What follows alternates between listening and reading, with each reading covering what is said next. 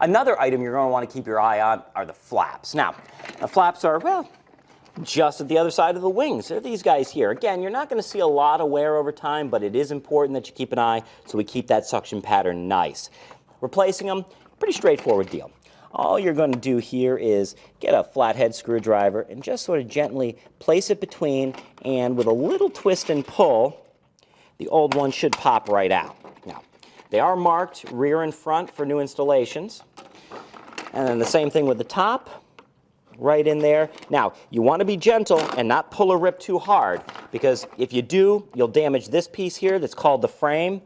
Very expensive part to replace. The whole cleaner is, yeah, you don't want to get into that position. And without flaps, the cleaner is definitely not performing anywhere near its best. Now, when you get a new set, again, they're pretty similar, exactly the same, but different.